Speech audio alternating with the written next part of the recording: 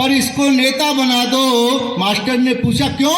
कि नेतागिरी में मुझे बड़ा फायदा दिखता है। अरे जीतने के बाद जरूरत पड़े तो एक निर्दलीय भी करोड़ों का बिकता है। भाई मैं तो मतलब फायदा की बात करता हूं। एक बार एक आतंकवादी आ गया हमारे यहां, गांव वालों ने पकड़ लिया और शरीफ को फोन मिलाया, बोला तेरा एक आतंकवादी हमने पकड़ लिया है। बोला मेरा नहीं है, जैसा कि पाकिस्तान की आदत है, बोला मेरा नहीं है कि तेरा नहीं है कि मेरा नहीं है, तो चल ये बता क्या खरीदेगा? हम तो ऐसी स्थिति पैदा होती रहती है। एक बार क्या हुआ था, अभी क्या तकी बाजपुरी जी हैं, इनके साथ आ रहा था। अभी मैं थोड़ा पहले आ गया था तो इन्होंने चलो घुमा देता हूँ, थोड़ा माहौल को देख लीजिए हमारा आगरा कैसा है। हालांकि आपके जनपद के नज़दीक का ही रहने वाला हूँ, ये आप समझ लीजिए। जैसे अभी क्या नाम था उनका, घर की तुलसी ने काव्य पाठ किया, आगरा के ही थे, मोहित सक्सेना जी। आगरा घर की तुलसी बता रहे थे, लेकिन मुझे तुलसी कम सालिग्राम ज्यादा लग रही थी वो। हाँ, तो मैं कह रहा था तकी बाजपुरी जी मुझे घुमाने ले गए। थोड़ी बहुत देर दूर हम गए तो एक चाय की दुकान पर बैठ गए और 2 चाय का ऑर्डर दिया, चाय पीने लगे। तभी एक सज्जन आए, आते ही उन्होंने रिवॉल्वर जेब से निकाली और ठाए 2 फायर खोल दिए। मैं डर के मारे टेबल के नीचे छुप गया। टेबल के नीचे इन्होंने मेरा बाजू पकड़ा और बाहर कह रहे डर मत, योगी जी का राज्य है। तो मैंने, ये गोली चल रही है कि नहीं? माहौल बदल गया है, अगले ने 2 चाय का ऑर्डर दिया। ये बच्चे काफी एनर्जी के साथ सुन रहे हैं। मैं चाहता हूं एक बार के नन्हे मुन्ने बच्चे, इनकी मुट्ठी में आसमान है, सपने इनके सच होंगे, इनके सपनों में जान है, रोक नहीं सकता है कोई ऊंची बहुत उड़ान को, गौर से देखेगी दुनिया ये कल का हिंदुस्तान है। वाह, हिंदुस्तान के लिए क्या बात है।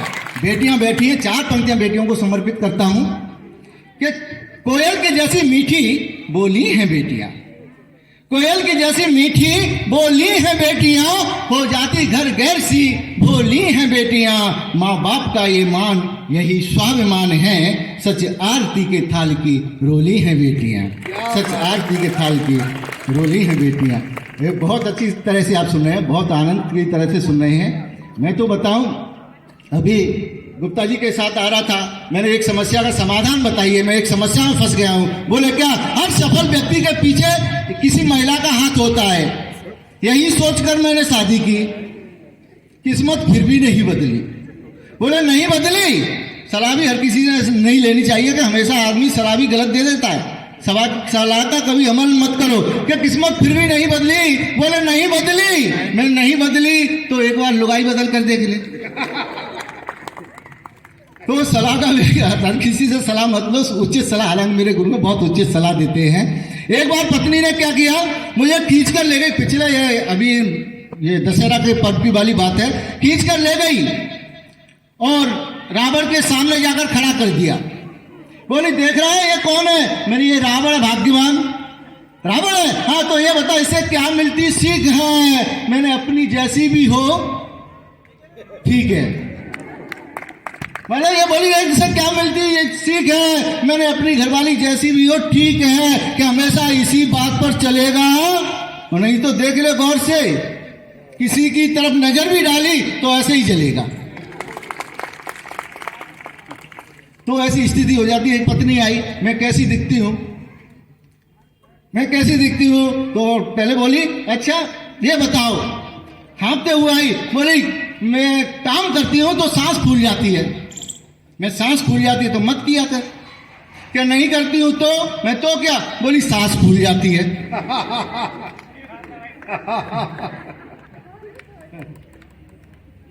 तो बोली, मैंने कहा मैं कैसी दिखती हूं? तो मैं कभी आग तो कभी बर्फ की सिल्ली दिखती है, कभी आग तो कभी बर्फ की सिल्ली लगती हो, पतली दुबली जो माचिस की तिल्ली लगती हो, और पक्ष विपक्ष सभी की देखो नजर कहीं तुम पर ही है, और बादों से बहलाने वाली दिल्ली लगती हो। वाह वाह वाह वाह, बादों से बहलाने वाली दिल्ली लगती हो। हाँ दिल्ली लगती हो। बोली ये 7 फेरों के 7 वचन निभाऊंगी, सात फेरों के सातों वचन निभाऊंगी, तुम्हारे सुख दुख को अपना बनाऊंगी। अरे मायके चली जाऊं तो ज्यादा खुश मत होना, मायके चली जाऊं तो ज्यादा खुश मत होना। अरे ब्लैक मनी नहीं जो लौटकर ना आऊंगी। वाह वाह वाह वाह वाह वाह। एक कविता रखता हूं आप सभी के समक्ष। जी स्वागत है। कि रावण को देखकर दो नेता आपस में बात कर रहे थे। रावण को देखकर दो नेता आपस में बात कर रहे थे, यदि ये रावण हमारे दल में मिल जाए तो हमारा बल और बढ़ेगा। दूसरा बोला, पूछ कर देख ले, चुनाव लड़ेगा। रावण को देखकर दो नेता आपस में बात कर रहे थे, यदि ये रावण हमारे दल में मिल जाए तो हमारे दल का बल और बढ़ेगा। दूसरा बोला, पूछ कर देख ले, चुनाव लड़ेगा। हाँ, मामला तो इस पर भी दर्ज है, मैया सीता के अपहरण करने का मामला तो इस पर भी दर्ज है, मैया सीता के अपहरण करने का। अरे बाहुबली है, इसका तो पहला अधिकार बनता है चुनाव लड़ने का। बाहुबली है, इसका तो पहला अधिकार बनता है चुनाव लड़ने का। अरे इसके भी भाग्य खुल जाएंगे एक बार हमारी पार्टी ज्वाइन कर ले तो ऐसे वैसे सब दाग धुल जाएंगे।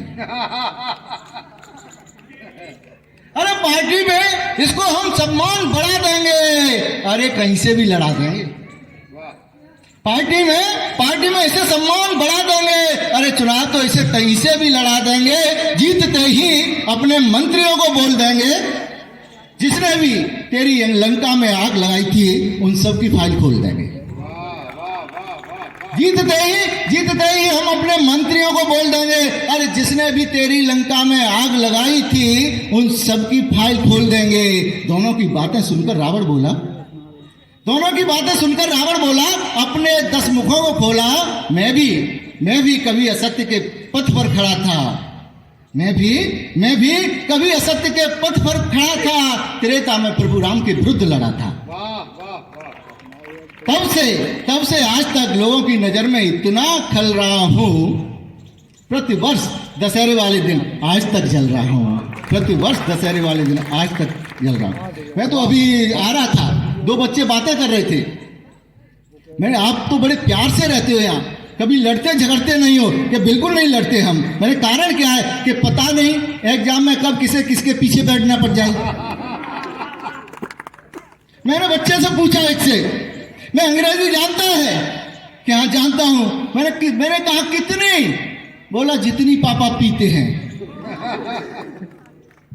तो ये स्थिति है। कविता मैं सुरखना चाहता हूं अंतिम आपके पास, फिर टीम लंबी है और भी है कवि जिनको आपको सुनना है। रसिक गुप्ता जी तक पहुंचना है हमें। एक बार मैंने वीरेश की कविता सरहद पर सुनाई, कविता सैनिकों को बहुत पसंद आई। एक बार मैंने वीरेश की कविता सरहद पर सुनाई, कविता सैनिकों को बहुत पसंद आई। सभी सैनिक हंस रहे थे क्योंकि मैं और बंदूक दोनों एक जैसे दिख रहे थे। तभी एक सैनिक बोला, देश के लिए ऐसे ही जिया करो, अरे कभी कुछ खाया पिया करो। मैंने भी कह दिया, पीता तो रोज हूं। मैंने भी कह दिया, पीता तो रोज हूं। अब तो तबीयत और खिलेगी, सेना की कैंटीन है सस्ती मिलेगी। सेना की कैंटीन में सस्ती मिलेगी। तभी मेजर साहब ने मेरी तरफ देखा, मैं तन गया। बोले, बधाई हो कवि, सैनिक बन गया। कविता पूरे जोश के साथ कहेगा, शर्त एक है, सेना के आगे रहेगा। मैं समझ गया मेरी कविता का ये आखिरी सत्र है, ये नौकरी नहीं, सीधा मृत्यु प्रमाण पत्र है। इधर से अपने सैनिकों की बंदूक और सामने से आती दुश्मन की गोली। अरे भैया जोश आएगा कहां से? बोलती तो पहले ही बंद होली। घर आया, पत्नी को बताया, सैनिक बन गया हूं, कविता सरहद पर सुनानी पड़ेगी, समझ ले बलि तो निश्चित चढ़ेगी। गहने उतार दे, चूड़ियां तोड़ ले, अरे सफेद साड़ी लाया हूं, अभी से ओढ़ ले। पत्नी बोली, सच में शहीद हो जाओगे? पत्नी बोली, सच में शहीद हो जाओगे? पत्नी के हंसने पर दिल को लगा धक्का, मैं रह गया हक्का बक्का। बोली, पेट्रोल पंप तो हो गया पक्का। तुम्हारे शहीद होने पर दिन बदल जाएंगे। अरे मुआवजे में 10-20 लाख नगद तो आएंगे। पत्नी सपने संजोने लगी, मुझे नहीं भा रहा था खाना। अगले ही दिन उसने सरहद पर कर दिया रवाना। मरता क्या नहीं करता, मैंने भी पूरी देशभक्ति दिखाई, कविता पूरे जोश के साथ सुनाई। मेरी कविता से सैनिकों में इतना जोश भर गया, एक सैनिक टुकड़ी के साथ मैं भी सरहद पार कर गया। मरता क्या नहीं गया, मेजर साहब से पूछा, बोले अभी आगे आगे आगे और बढ़ेंगे। अरे कराची में ब्रेकफास्ट, लाहौर में लंच, डिनर इस्लामाबाद में करेंगे। क्या बात है, वाह। इतना ही सुनते मेरे हौसले और बड़े हो गए। एक वीर रस की कविता और सुना दी। दुश्मन के कुछ मृत सैनिक पड़े थे, कविता के प्रभाव से उठकर खड़े हो गए। मेजर साहब ने देखा, मुझे भगाया, मैं घर आया। घर आते ही मेरे लिए बड़ी मुश्किल की घड़ी थी। देखा मेरी ही तस्वीर पर फूलमाला चढ़ी थी। देखते ही मेरा आफाक हो गया, तो मेरा राम नाम सत्य भी हो गया। मैंने कहा ये क्या कर दिया भाग्यवान। बोले तुम ही तो कहकर गए थे। बोली तुम ही तो कहकर गए थे लौटकर नहीं आऊंगा, इसलिए एडवांस में ही करा दिया पिंडदान। तभी मैं चिल्लाया, पत्नी ने झकझोरा जगाया। सपना था मैंने पत्नी को बताया और कहा मैं भी कितना अभागा हूं, सपने में भी देश के काम नहीं आया। पत्नी बोली तुम्हारी कविता अपना असर कर गई, मृत देह में भी प्राण भर गई। अरे जंग जब होती है तो शरीर से प्राण हर लेती है, और कविता जब होती है तो मृत देह में भी प्राण भर देती है। कविता जब होती है। जय हिंद, जय भारत।